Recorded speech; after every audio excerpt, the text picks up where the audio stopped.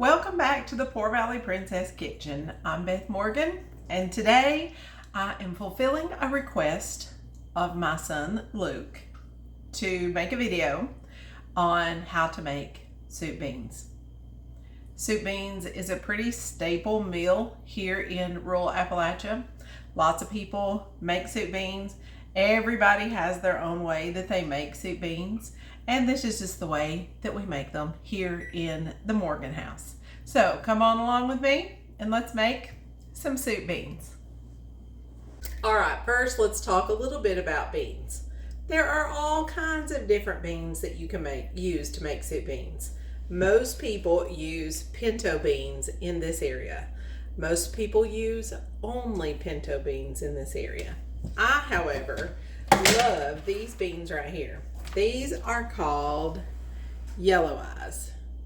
And what I like to do is mix my pintos with my yellow eyes, about half and half. You can see here I have just some normal pinto beans, and I'm going to mix it with the yellow eyes.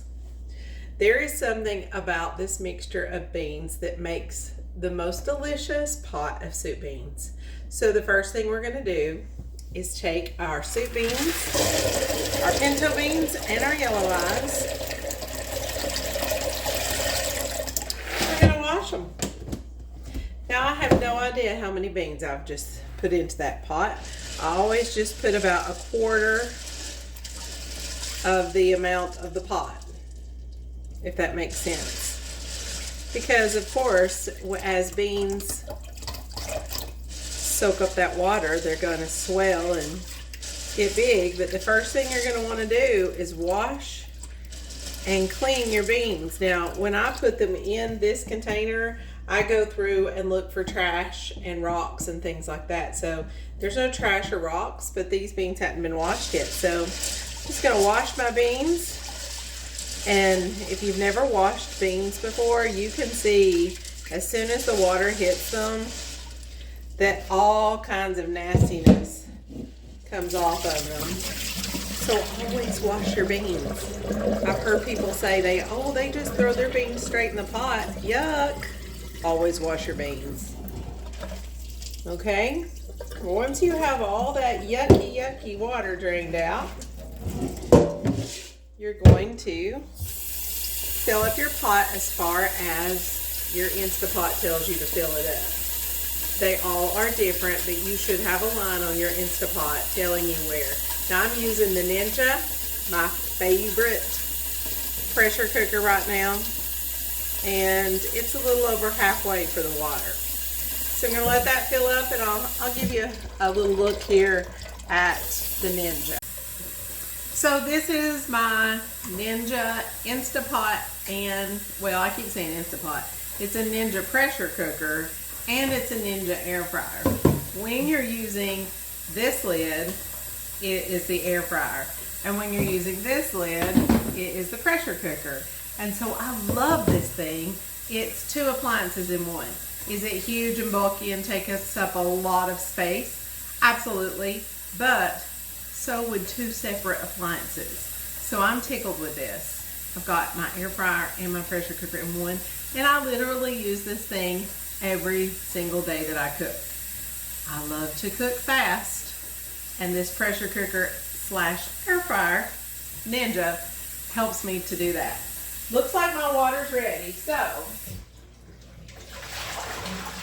I'm going to bring my pot over here and stick it in.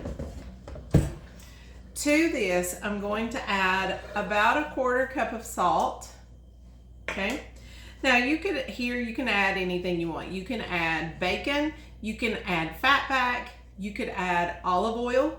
I know when I'm really trying to be more healthy, I do use some of my flavored olive oil. So if you're into that, you could use, I love the Mediterranean ones, the Tuscan herb.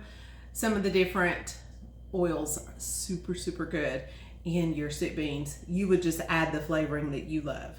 Today though, because I know Craig loves it, I'm just gonna add in a little bit of bacon because I don't have any fat back, and the bacon will still give it that seasoning.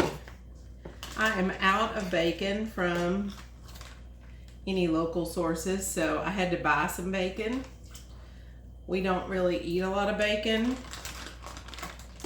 so I didn't have any on hand.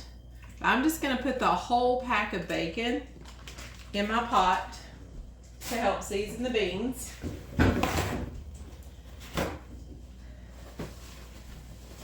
Okay, we put our pressure cooker lid on, and I'm gonna set these to cook.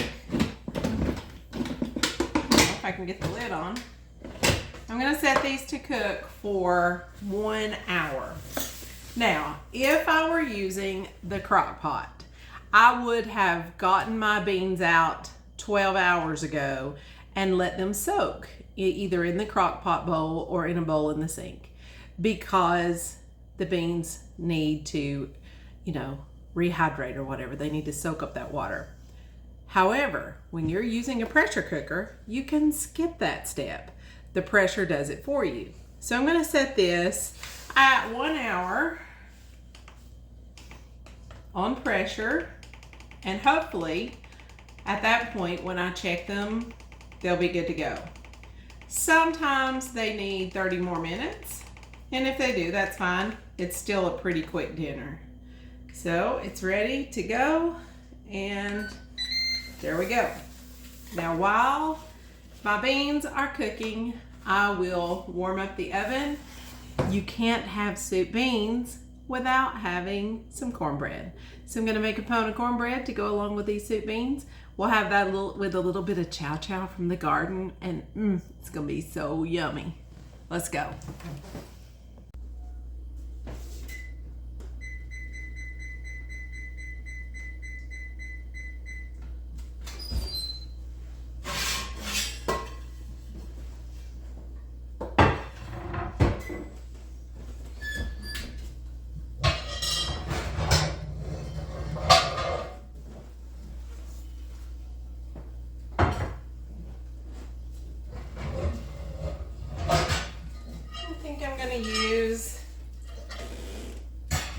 I'm gonna use my Dolly cast iron skillet. I do love me some Dolly Parton. So I'm gonna put that in the oven, and I'm just gonna grab a little bit of oil and let that be heating up.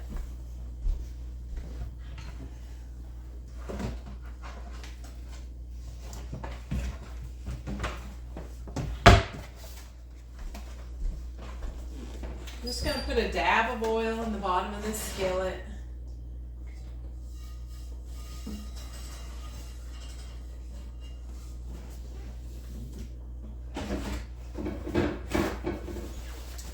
Just gonna wipe that out just a little bit. It had a little crumb or something in it.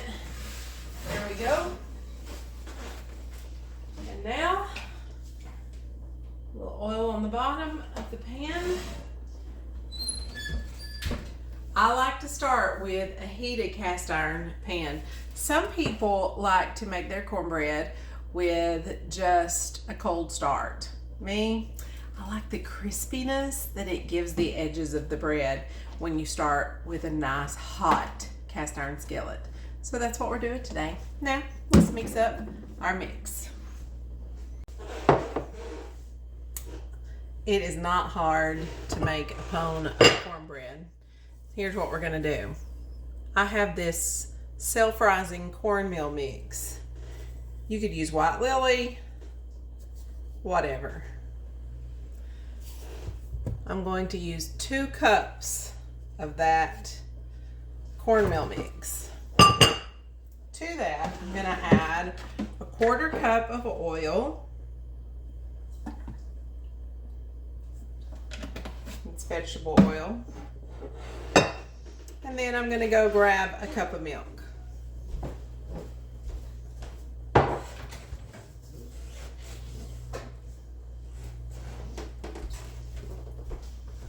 And grab the buttermilk. Let me get some eggs.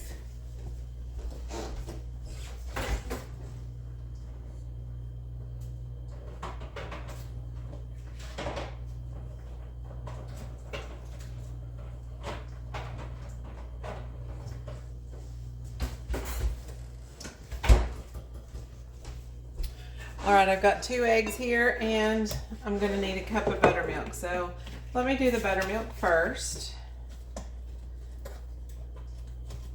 Sometimes these cartons are so hard to open. This is a new carton of buttermilk. I just got it today. I feel like I've been trying to open those little milk cartons at school. There we go.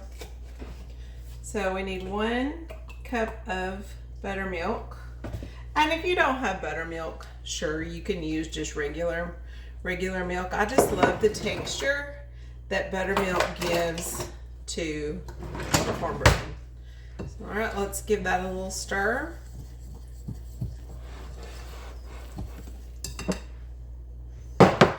It'll come together better when I get the eggs in.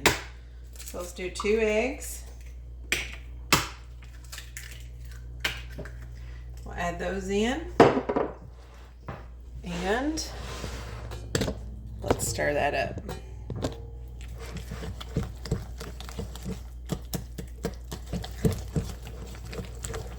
Wow, those are some yellow yolks. Now, I like my cornbread batter to be runny, not thick. Some people like to pour it in and it's just so thick. I like it to at least run in. So if your batter is still a little bit thick, like this to me is just a little bit thick, I'm gonna add in a hair more buttermilk to make it just a little bit thinner. Yeah, right there. See that consistency? I love this consistency with my cornbread. Now, I've not had the oven on quite long enough for that cast iron skillet to get completely heated up. So when it's ready, we'll toss it in. I went ahead and grabbed a jar of my zucchini relish. I think this is going to be so yummy in our soup beans later. And I know Craig, he will definitely put mayonnaise in his. And if you've never had it, don't knock it. It is kind of good. Hot soup beans with that cool mayonnaise inside of it with some cornbread. It is good, but I love the zucchini relish as well. So I'm going to have some zucchini relish with mine a little bit later. Luke, if you're going to attempt to make this at your place, maybe you need to get a jar of your mama's zucchini relish to go along with it. We are ready to pour in our batter. Get it out and get it ready.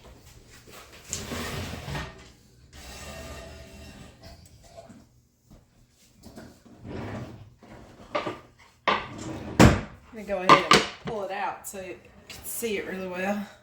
That oil is hot, hot. There we go. And now I'm just going to pour it in. I don't know if you can hear it sizzling. As it hit the oil, that's the sound of good cornbread. And you can see my batter is so runny that it just pours right in. And you can also see it already starting to cook around the edges.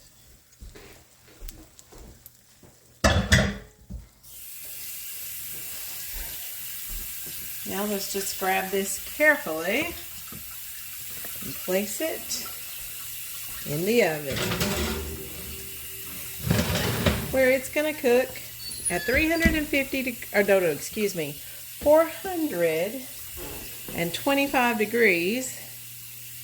We're going to let that go for, I'll check it in about 16 minutes. So Alexa, set a timer for 16 minutes and remind me to check the cornbread.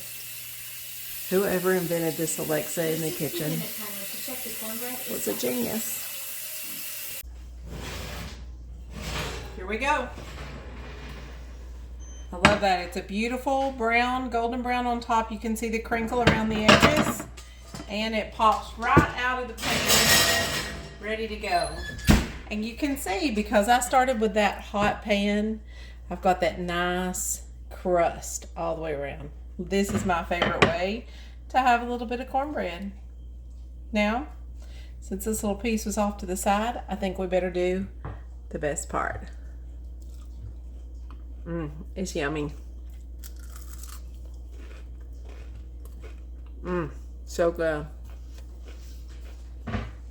It's going to be great with our beans in just a little while.